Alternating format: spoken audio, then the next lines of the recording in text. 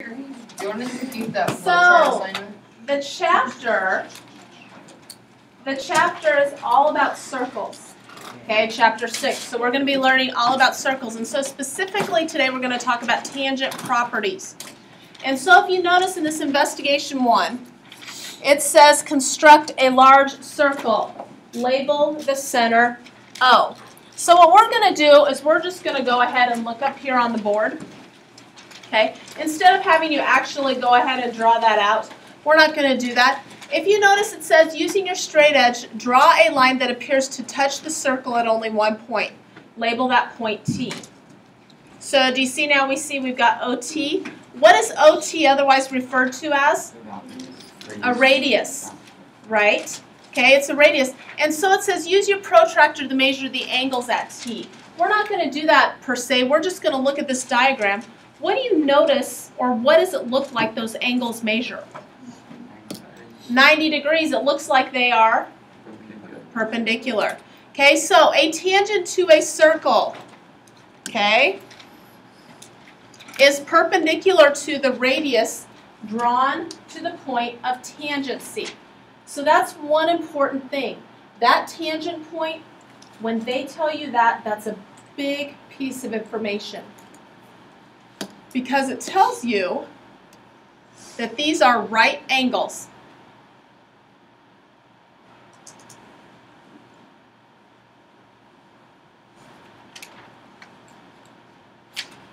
Okay.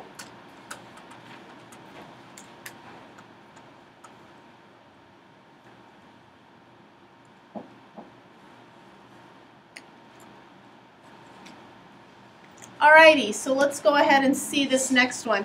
Tangent segments. Once again, we're just going to go ahead and look at the diagram today just for sake of time. It says construct a circle, label the center E. Choose a point outside the circle and label it N. Draw two lines through point N tangent to the circle. Tangent to the circle means what? Tangent to the circle means we just learned 90 degrees. Okay, so that's kind of a big piece of information you need to understand today. When they tell you tangent to a circle, that means 90 degrees. Use your compass to compare segments NA and NG. What do you think about NA and NG? They're the same. And actually, one of the interesting things about this is the proof of this deals with triangles. Because if I draw that through, let's just go through what we know about triangles. What do I know about AE and GE? They're equal because they are radiuses. Right? The radii are the same, right? We know that G is a congruent angle as well.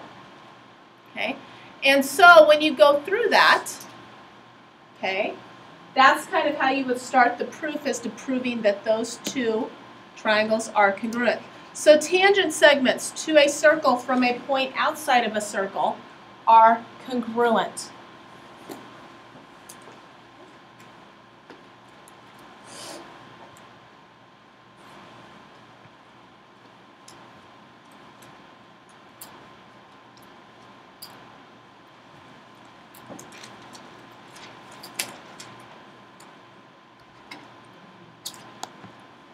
Okay, so last thing we're going to look at are just a few examples and then you'll be left on your homework.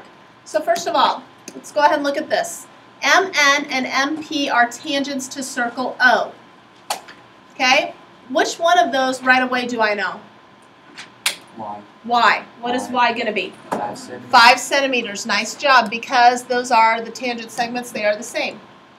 Okay? If they're tangent, I automatically know that these are 90 degrees. So now I need to find what X is. How can I find X? 90 plus 90. Yep.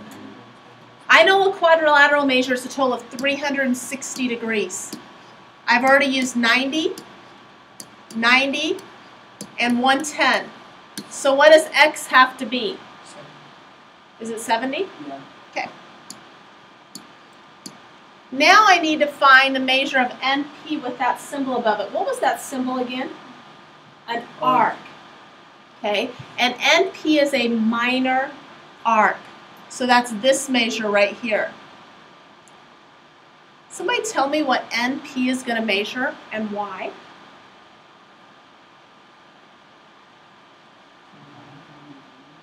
What? It actually is 110 degrees because that arc measures the same as the central angle. And this here is the central angle. Okay, now we're going to learn some other things about arcs and inscribed angles as the chapter progresses. But since that's a central angle, that is the measure of NP. Now let's look at the next one, PQN. That's this one right here, PQN.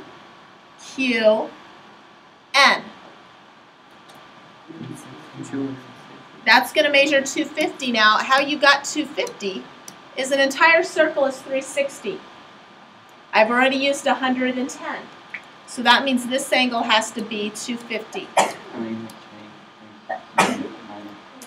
360 minus 110, and that'll give you your 250.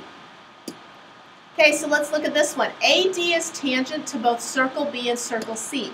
So when you see that, you should automatically know these are 90, and you should mark those. Okay, when you hear that tangent word, 90 degrees should come to mind. And so now I need to find what W is. How do you find W? 360 minus 90 minus 90 minus 80. 360 minus 90 minus 90 minus 80, because we have a quadrilateral. Our quadrilateral right here measures 360 degrees. So what does W have to be? 100. Okay? And then last but not least, it says the measure of arc AXT, which is right here.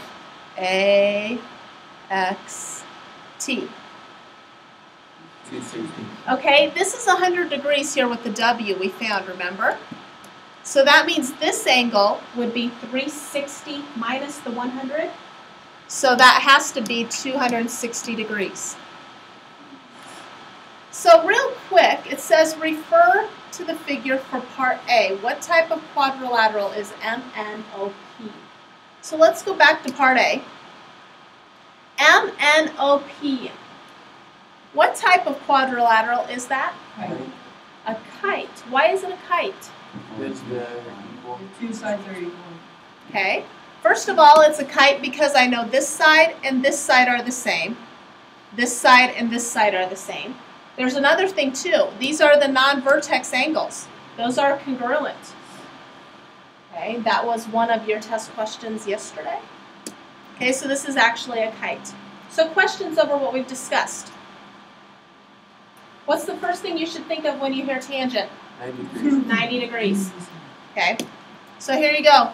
Pages 313 through 314, I just have 5 problems for you today. Okay, 1 through 5.